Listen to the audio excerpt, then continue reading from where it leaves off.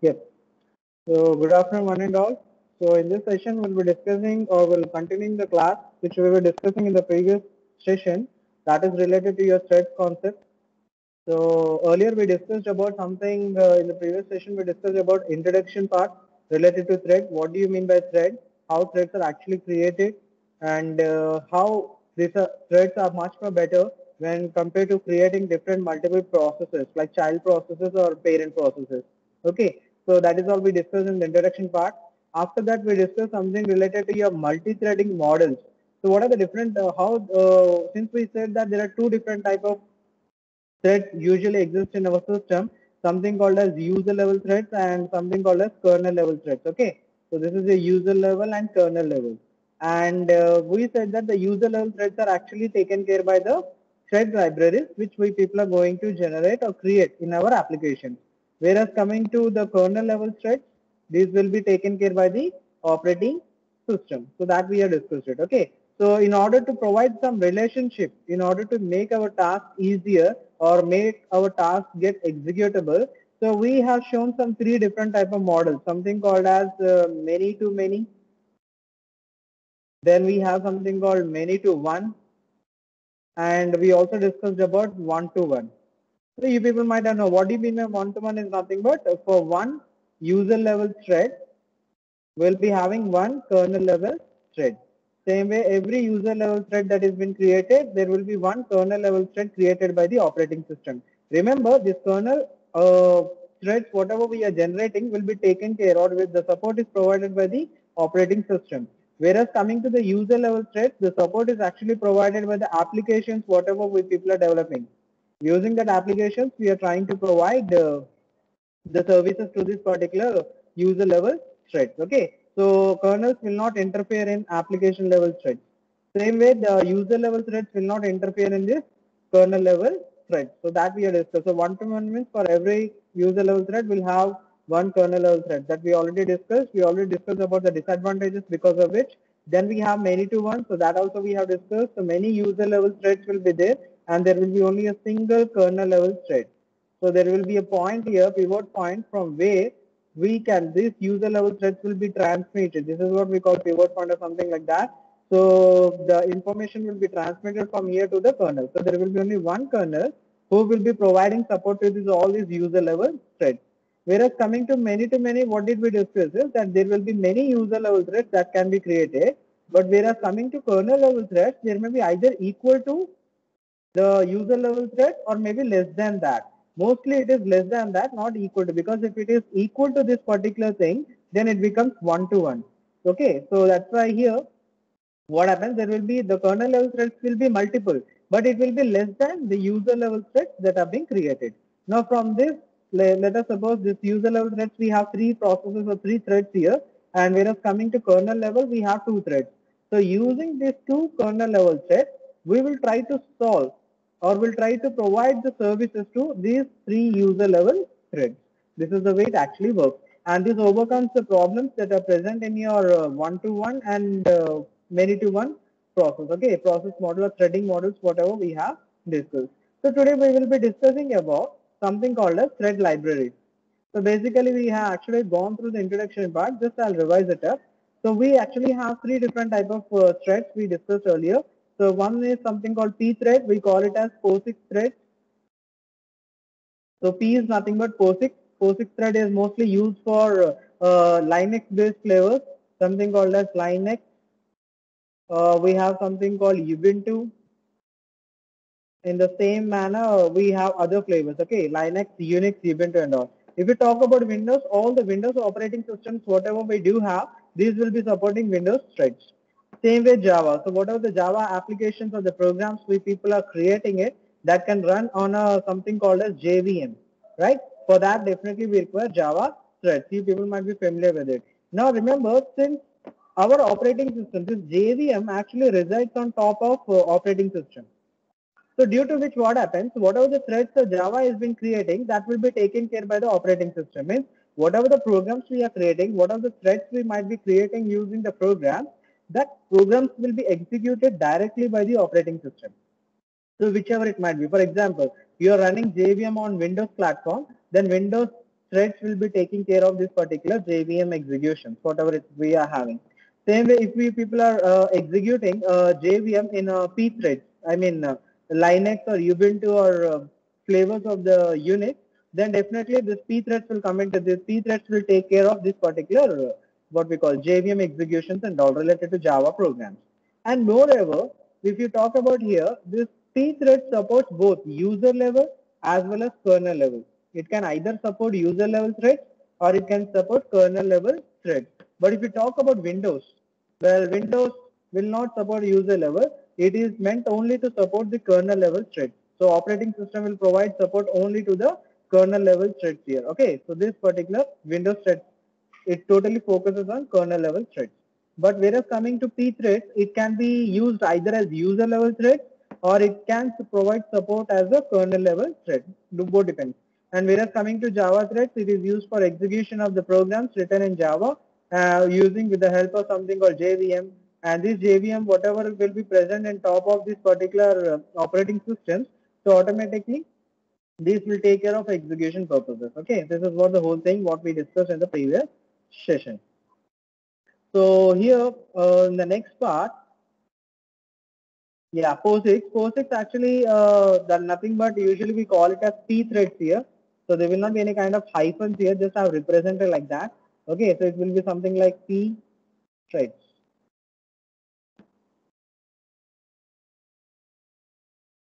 Okay, so P threads are basically used or supported by Linux flavors, and they have a IEEE name something called as 1003.1c. So every standards, whatever we people are using in the format of protocols or APIs or interfaces, every technology will have a IEEE name. Okay, so the one among them. So for POSIX threads, the IEEE name is 1003.1c. Okay, so the main purpose of this particular thread is to provide the what the system movements, what it is going to execute. It's an abstract representation, but how it is implemented, that will not be provided. Okay, it's only for specification, what need to be done, something like abstract classes. So it will provide you what that particular thread is going to do, but how it is going to do, that information will not be provided in this particular scenario. Okay. So as I told you, it can be used for different operating systems. So Unix, like we have Solaris, this comes under Unix flavor or Linux flavor. Same way Linux, Mac OS X, all these actually uses C threads. So based on that only your programs are getting executed. If any of you might be using the operating system related to this, then definitely you're using P threads in order to make your programs get executed. Not only programs, your applications get executed. Okay. So here when we are discussing about them, so basically three threads we have said. Okay. So if you talk about here, we will be taking a small example using which we will be trying to solve we will be writing a program. Now let me tell you what is the program exactly here. Let us suppose we are actually going to write a program for summation of non-negative integer values. Non-negative. What do you mean by that is nothing but, let us suppose, I'll give you the output so that you can understand. There is a variable n for which you people are giving the value 5. Now, what is the output you should provide here is something called, you should add the numbers from 0 to that particular maximum value n, and you have to display the output. That is nothing but, since you are given the value as 5, so it will be something like 0 plus 1 plus 2 plus 3, 4, 5. So what is the output you people are going to get is here is 15. Okay. So this is what the program you people had to write. And whereas coming, if I give you something like n equal to 8, so how you people are going to execute is 0 plus 1 plus 2 plus so on plus 8. So that will be something around 36 or something. I'm not sure, but I think it's 36. Okay. Now, if I ask you to write a program using any of your programming languages, so you people can easily write it, right? So it's very easy to write a program like this. Okay. What is the mathematical notation given here is sum equal to sigma I equal to 0 to n and I. So this is the actually mathematical notation given for your program. Okay. So for this, you people have to write a program using any of your programming language, maybe a C, Java. Now, if I ask you, it's a very simple and easy program, right? What is the logic we can use here? Let us suppose I'm using a for loop. So actually I need only a for loop with which I can execute it. Like for I equal to, from which number I have to start? 0. So 0 till what number I need to go? Till 5. Means what are the values? N. So I less than equal to n, I plus plus, isn't it? So here what we'll do, we'll declare a variable here, something called as sum. Sum is equal to something initial is 0. So sum equal to sum plus I. Okay. Finally, what you are going to do, you are going to print the statement sum. Right? This is what the program. This, I think this is the logic what we have. It's very simple program, right?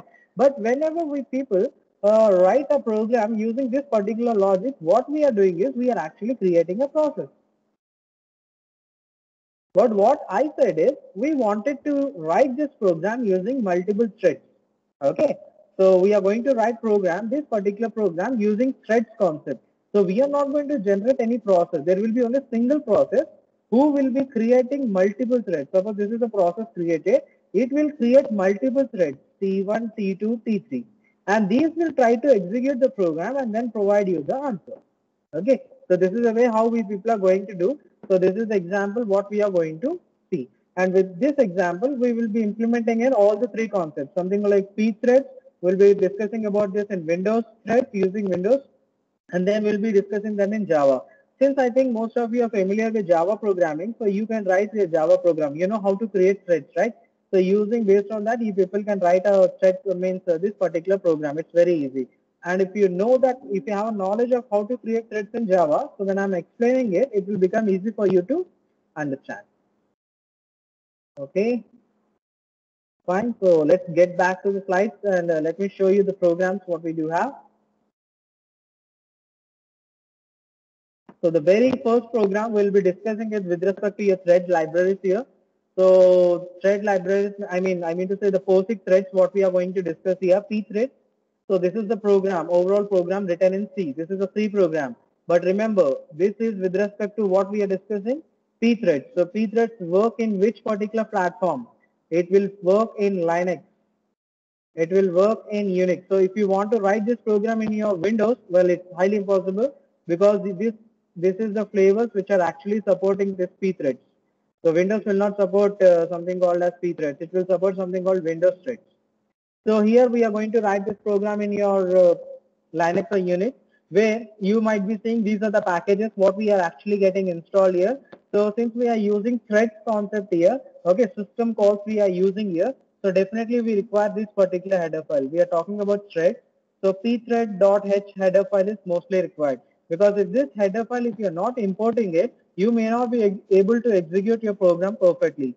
So whatever the system calls or the threads related functions we are using, so remember the threads related functions I am going to call it as system calls, because these are supported with both. So in kernel level, user level. So here we are doing kernel level. So here pthreads, what it is going to do, it is going to get the functions whichever are required in order to call the thread. So here there are two different variables. Okay, one is a variable, another is a function. We have something called in_sum. Now this is a global variable. This is actually a global variable. Now, as I told you, every thread will have its own attributes, right? Something we discussed about stack, something we discussed about data section, code section, heap and all, right?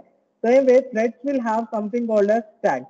Apart from that, it can access files and all. So that thing comes into picture here. Please remember that. Well, it will be coming in the particular program. So initially what we have here is something called in_sum. This is a global variable. Where we can store this information, already we discussed it. We have a table like this. Okay, we had something called a stack, which will store temporary variables. We have a gap here for process execution. Then we have something called sorry, not stack, what we call heap. Then we have a text section.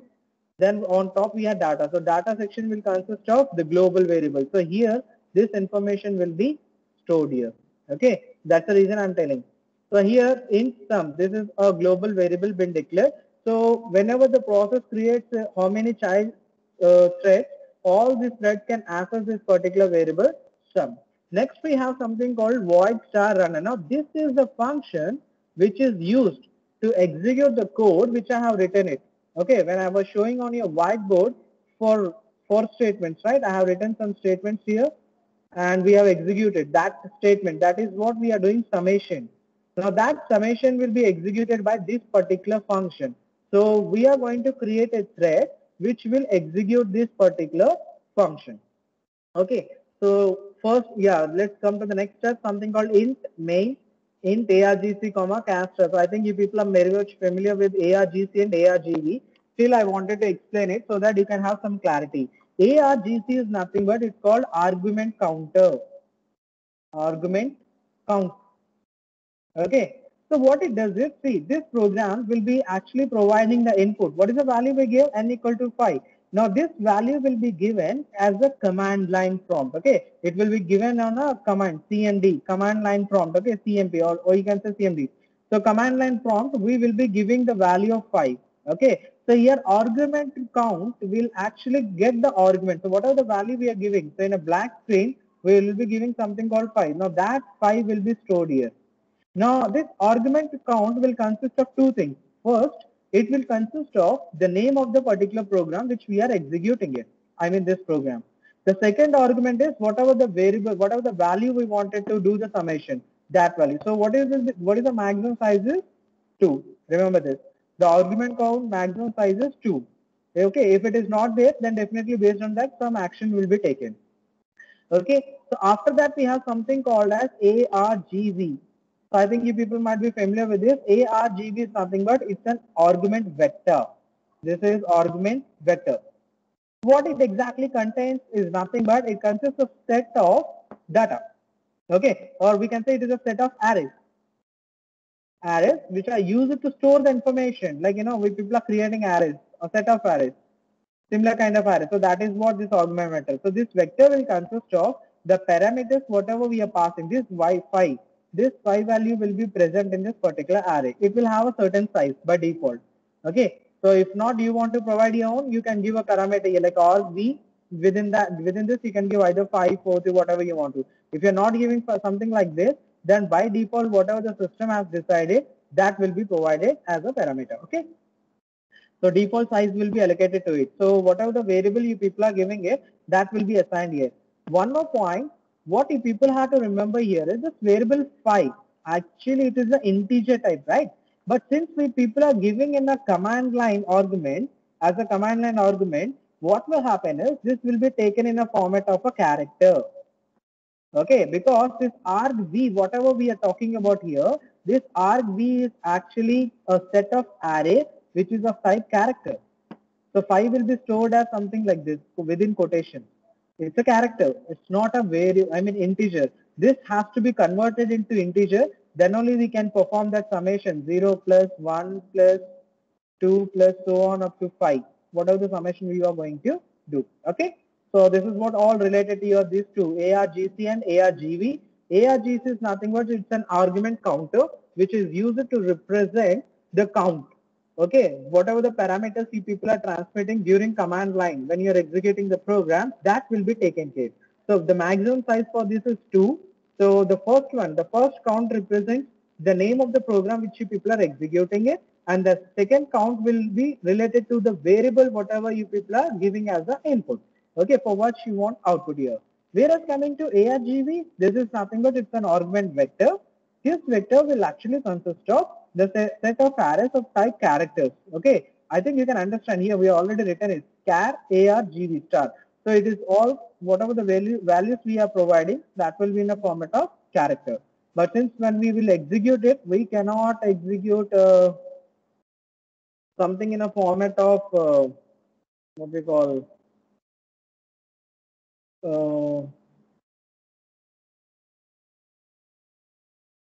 just a minute.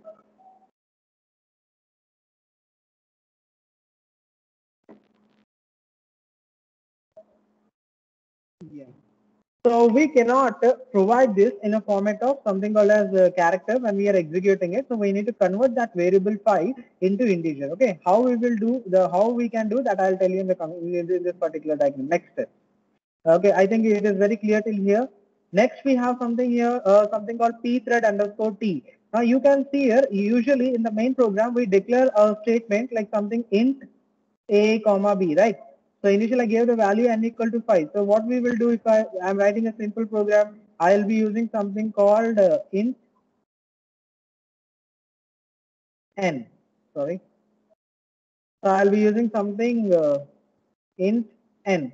But here we are not using such a kind of thing, because what we are going to do is we are trying to generate thread. Okay, we are trying to generate a what we call child thread which will execute it. For that child thread, what we need to give? We need to give a ID. This is what used for that thread identifier. So here, this is a user-defined data type, programmer-defined data type, which is coming from this particular .h header file. Now this header file will consist of this particular data type. Actually, pthread is a 32-bit unsigned integer. It's a 32-bit unsigned integer. So within this pthread, you'll be having a program where we'll be using this, like, u int or something like that, unsigned integer, pthread underscore t, whatever you have written here, this one will be written here. From here, this particular thread we are using in this particular scenario. This is the way how we use it. Okay. So here pthread is actually a data type, but this is not a user defined data type, system level data type, because that has been declared already here. So that we are trying to just access here. So here TID will represent the ID of the child thread, whatever we are going to create. Now since I told every thread will have a separate attributes, so that are represented using this particular data type and variable. So this is a variable a_tr. So it will have all the attributes related to your thread, whatever we are creating. Now pthread underscore attribute underscore t, this is the defined data type from this particular thread it has been used. So both are used from this particular pthread. Now the next step what you're saying is if argc not equal to 2, I think I told you argc will consist of only two variables, two values. The first value is related to something called as the name of the program which you want to execute it, means this particular program, and the second parameter or the second count is related to the parameter what we are transmitting it, like n is equal to 5, so this 5. Now here, what is saying is this, whenever you are executing a program within the command line, you are not giving this parameter. If the argument is not equal to 2, the count is not equal to 2, then it's asking you to print this particular statement, a.out. Well, this is actually he is simply printing the statement. A.out, actually if you use it separately in your Linux, that means it is used to execute your program. After compiling, like in Windows, what we are doing, we are using Control F9, Alt F9, right, in order to compile and execute. But in coming to Linux, for compiling, we can do it directly, like .cc, the name. But in order to execute it, you have to use something a.out. Then only that that particular program will get executed, or else it will not get executed. So here what he's saying is he's simply stating that arguments are not perfectly given. So we are simply going to execute it a.out. That's it. Okay. And it should be whatever the value you want to give it, it should be of integer type that is declaring. Okay. After that, in case if this condition fails, means you people have given both the argument, you have given the argument, both the arguments you people have given it up, then it will go to the next step, something called this particular code will not be executed. So it will enter into something called atoi. If atoi of argument 1 is less than 0, I think you people might be familiar in your C program what do you mean by atoi. So this is nothing but whatever the characters you people have taken up, that will be converted into the respective integer value. Okay. So that will be, just a minute. So what exactly we are going to do here is nothing but atoi. So whatever the value, as I told you, the value 5, whatever you are given, that is actually stored in this particular argv in a format of character. But as I told you that we need to execute that program, means definitely this value 5 should not be character, it should be integer type. So that value is converted in integer by this. So what is saying, if atoi of arg1, why arg1 means a vector will consist of 2. So 0, 1. The first one will contain the name of the program what you give. That also will be stored here only. This is only representing the count. So the count should be 2. But where that name as well as this parameter 5 we are storing means we are storing in argv. argument vector. This is nothing but set of array. So here it will consist of name of the file. Okay, so that is character. This is also character. Now this character we are trying to convert into something called as integer. Eta is nothing but converting a character into an integer. So here the value 5 will be converted into integer. And if this value is less than 0, what is asking you people, if you are giving the value as 0, what will happen? 0 plus nothing is there to add, summation. Obviously the output is 0. So he is simply printing a statement that the value should be greater than 0, maybe 1. Then it will be like, 1 plus 0. So you'll get 1. You cannot give a value 0, okay, because you are not going to get any output. So what he's saying is you should, the whatever the value people are providing, it should be greater than 0, okay. So after, so this is the way it actually gets executed. Well, I'll tell you how to execute. Let me explain it.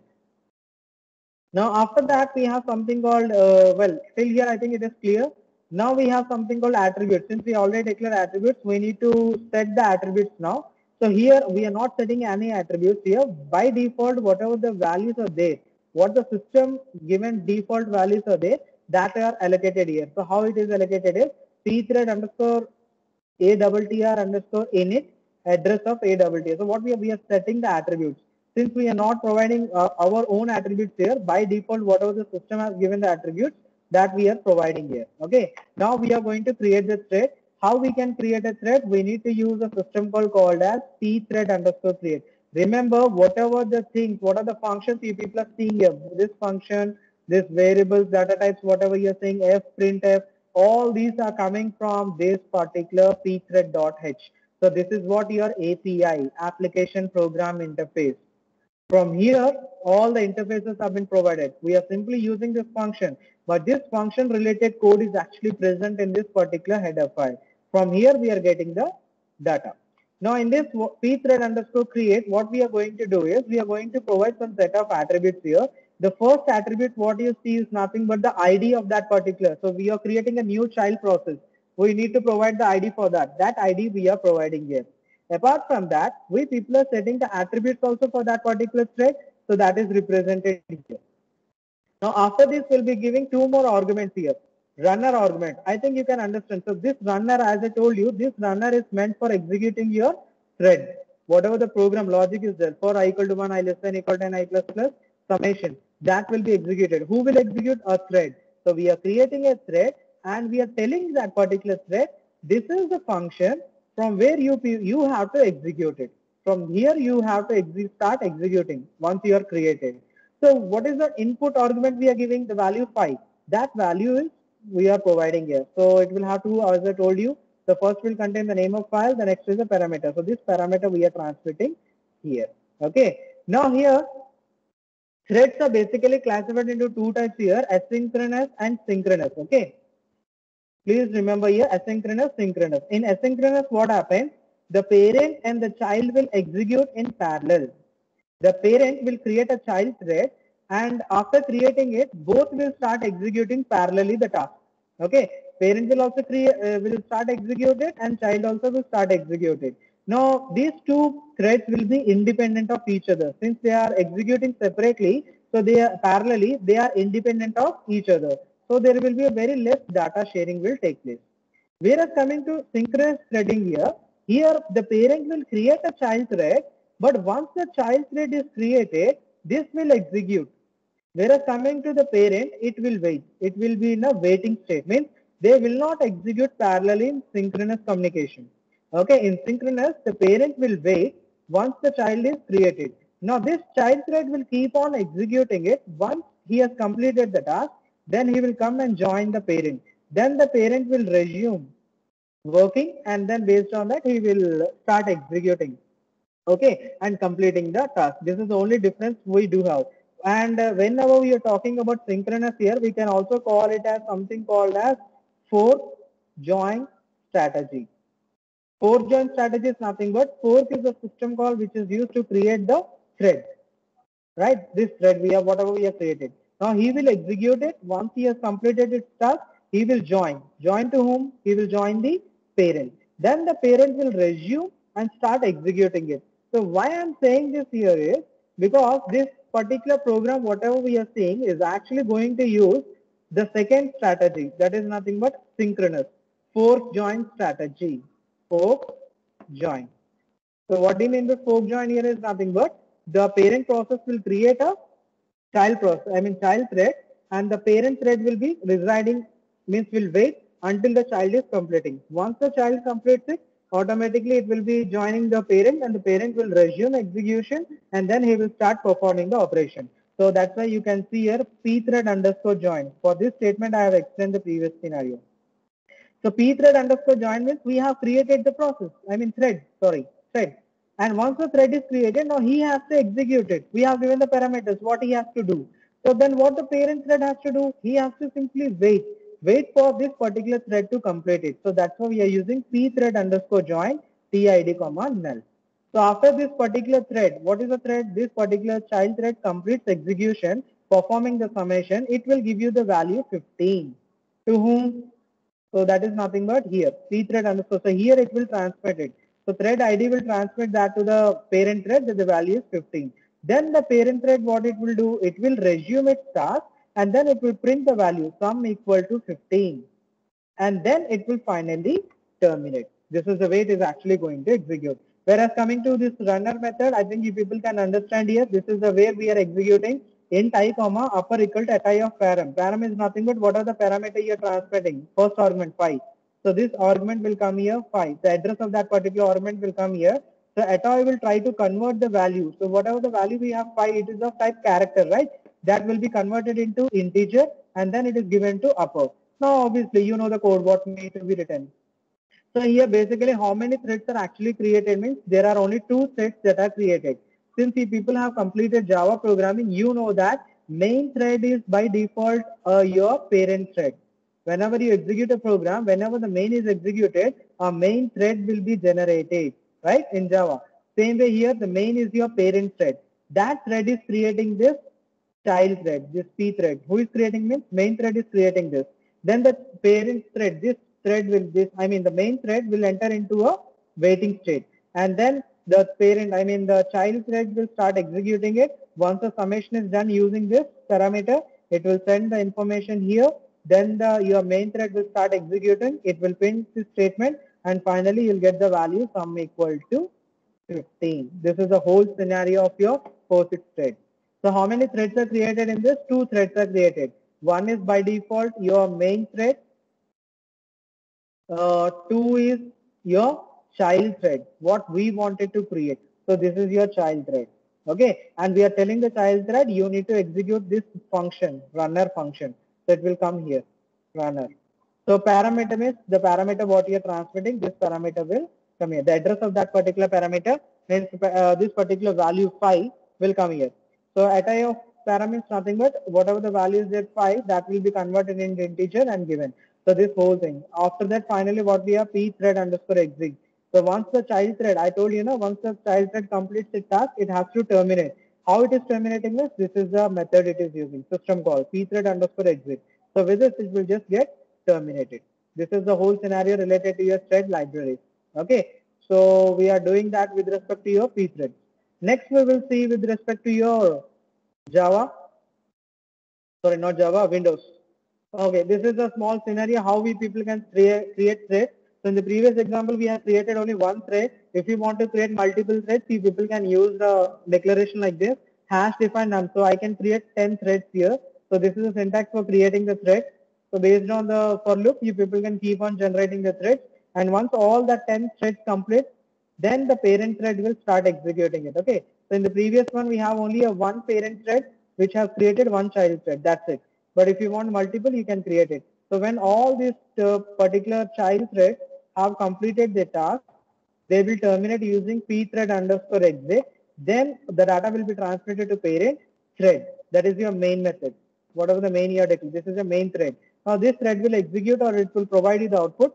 Finally, your process gets terminated. This is the way the whole scenario works.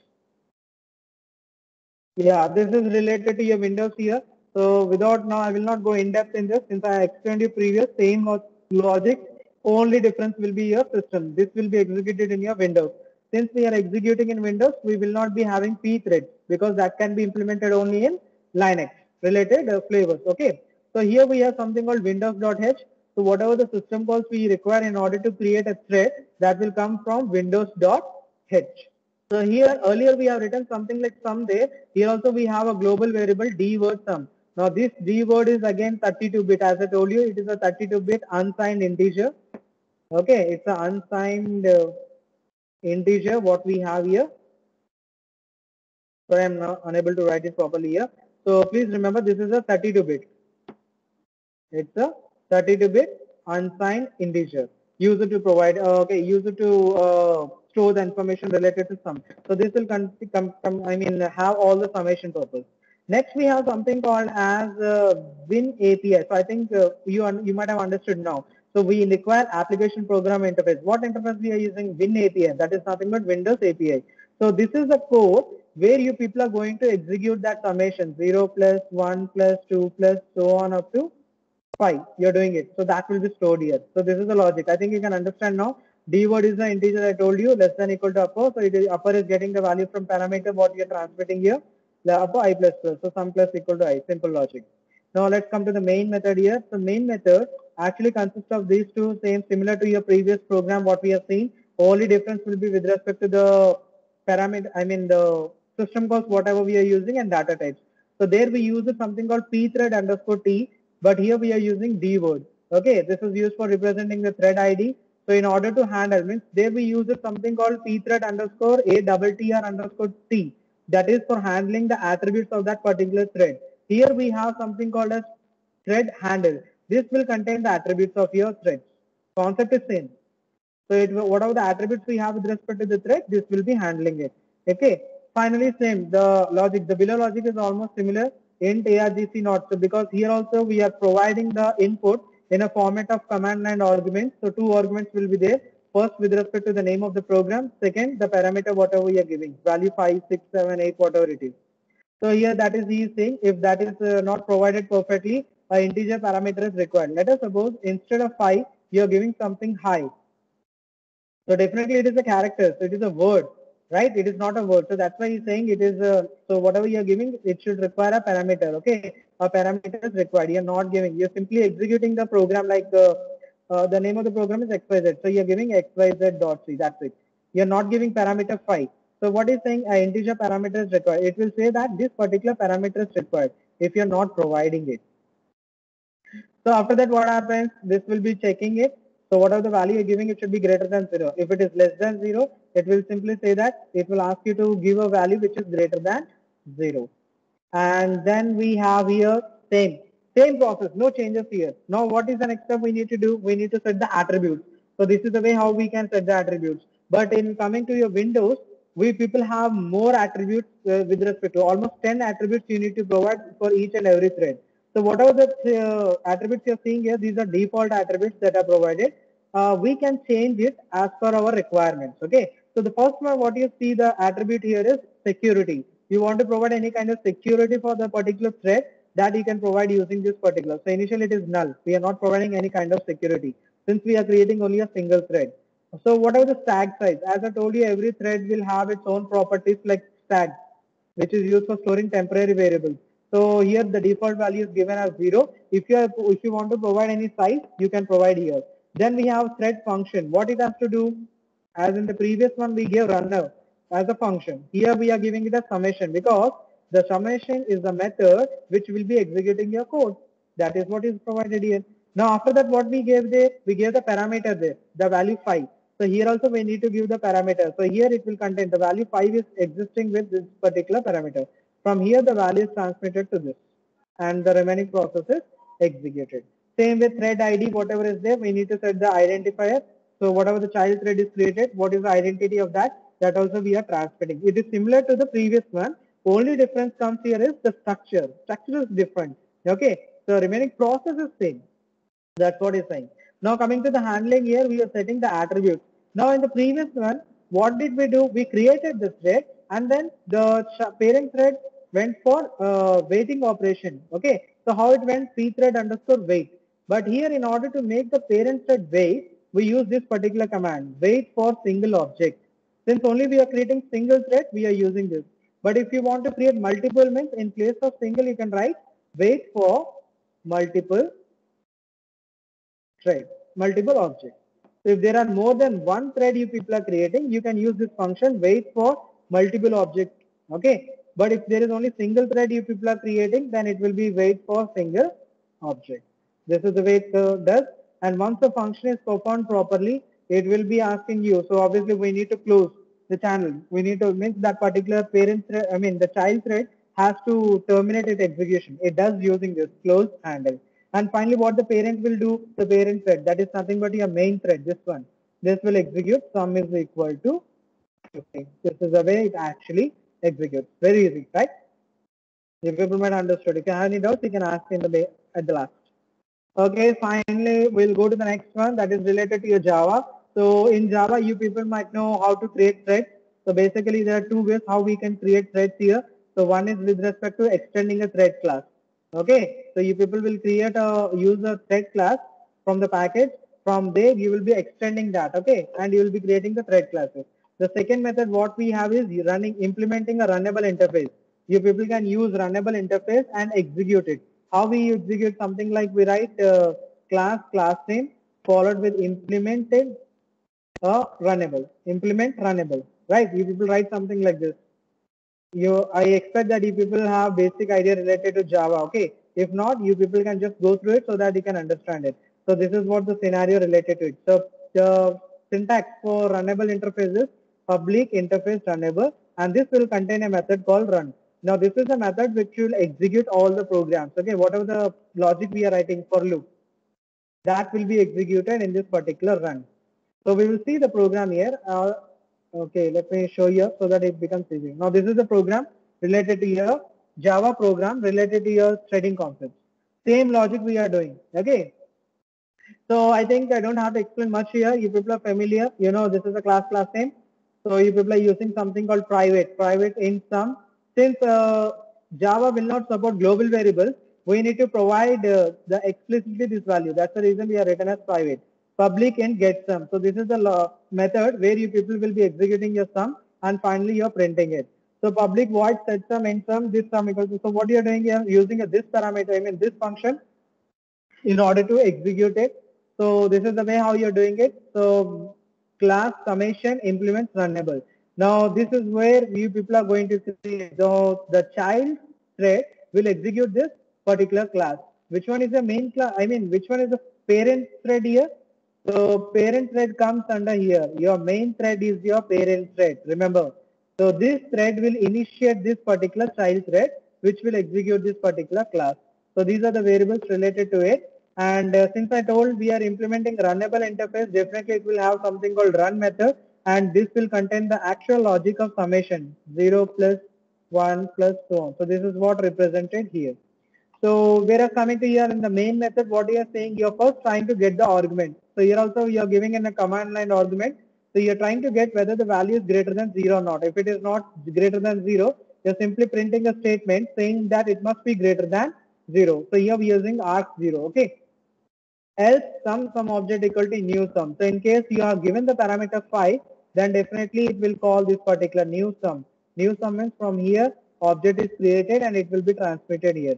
From here you people are writing something called as get sum. So that value this will be executed and save it, the set will be executed. Now int upper equal integer. So whatever the argument you people got it is in a format of a string, right? ARGS argument in a format of a string. Yes. So that we need to convert into integer. This variable 5, whatever you're giving, it is in a character format.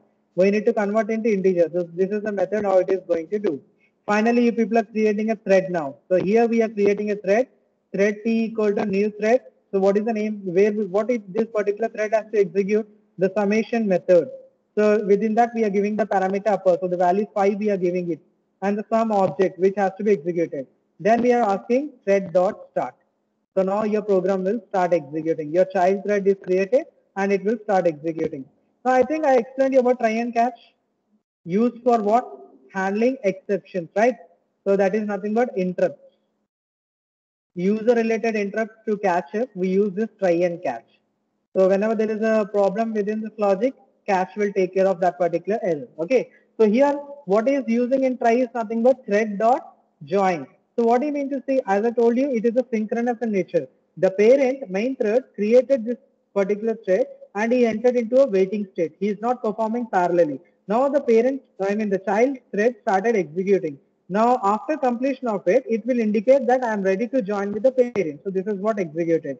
Then the parent, what it is going to do, parent thread, it will execute this statement.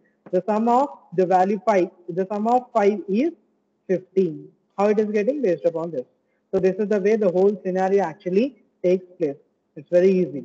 So if possible, if you want, you people can write this program and you can execute it. No doubt it will be executed perfectly. Okay. So this is all for today's session. Thank you for watching.